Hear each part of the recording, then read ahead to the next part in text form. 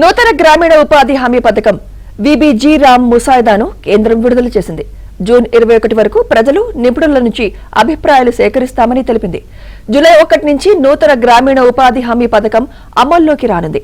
కూలీలకు సమయానికి వేతనాలు, సోషల్ ఆడిట్, పనుల పూర్తి శాతం ఆధారంగా రాష్ట్రాల పనితీరు లెక్కింపు ఉంటుందని కేంద్రం చెబుతోంది.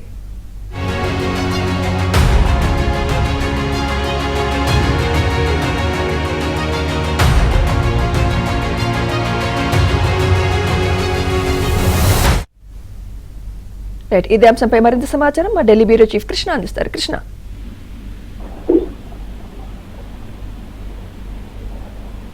సుమిత్ర, కొత్త విపి రామ్జీ చట్టం జూలై 1వ తేదీ నుంచి అమల్లో రాబోతుంది. ఈ చట్టం అమల్లోకి రానున్న నేపథ్యంలో కేంద్ర ప్రభుత్వం ఈ యొక్క కొత్త నోటిఫికేషన్ అంటే డ్రాఫ్ట్ సంబంధించి ముసాయిదాను విడుదల చేసింది. ఆ ముసాయిదాలో ఉన్నటువంటి అంశాలపైన అభ్యంతరాలు లేదా సూచనలు, సలహాలు ఇవన్నీ కూడా ఈ నెల వచ్చే నెల 21వ తేదీ జూన్ 21వ తేదీ వరకు కూడా నిపుణులు, ప్రజలు అభిప్రాయాలను పంపాలి. వాళ్ళ నుంచి అభిప్రాయాల సేకరణ జరుగుతుందని కూడా స్పష్టం చేసింది. అయితే కొత్త చట్టంలో చాలా మార్పులు వచ్చాయి. గతంలో మనం చూసాం, ఏదైతే ఈ యొక్క మహాత్మా గాంధీ పేరును మార్చటంతోనే కొంత వివాదమైంది. అందరూ కూడా ఈ యొక్క మహాత్మా గాంధీ పేరును ఎట్లా మారుస్తారు, జీ రామ్జీ అన్న పేరును పెట్టడం పైన కూడా అభ్యంతరాలు వ్యక్తం చేశారు. అయినా కూడా కేంద్ర ప్రభుత్వం వెనక్కి తగ్గలేదు. ఈ కొత్త చట్ట ప్రకారం పెద్ద పేద రాష్ట్రాలకు భారీగా నిధులు, కేంద్ర నిధులు కేటాయింపు పెరగబోతున్నాయి.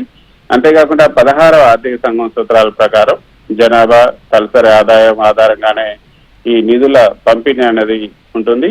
కాబట్టి ఇందులో కొంత తేడా ఉండే అవకాశం అయితే ఉందనే చెప్పొచ్చు. ఎందుకంటే గతంలో ఈ యొక్క కేంద్ర ప్రభుత్వం మొత్తం పెట్టుకునేది, కానీ ఈసారి మాత్రం కేంద్ర ప్రభుత్వం కేవలం 60% వేతనం పెట్టుకుంటుంది. రాష్ట్ర ప్రభుత్వం 40% రాష్ట్ర ప్రభుత్వం భరాయించాల్సి ఉంటుంది.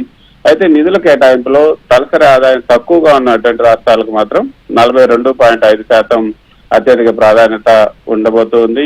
60% కేంద్రం, 40% రాష్ట్రాలు భరాయించాలంటే మరి ఈ యొక్క పథకానికి నిధులు రాష్ట్ర ప్రభుత్వం ఇవ్వగలుగుతుందా? ఒకవేళ రాష్ట్ర ప్రభుత్వాలు కనుక ఇవ్వకపోతే ఈ పథకం నిర్వీర్యం అవుతుందా అన్న అనుమానాలు కూడా వ్యక్తం అవుతున్నాయి. అంతేకాకుండా రెండో ఏడాది నుంచి, మొదటి ఏడాది నిధులు ఇచ్చినప్పటికీ కూడా రెండో ఏడాది ఆయా రాష్ట్రాల పనితీరు ఆధారంగానే అదనపు నిధులను కేటాయించబోతున్నారు.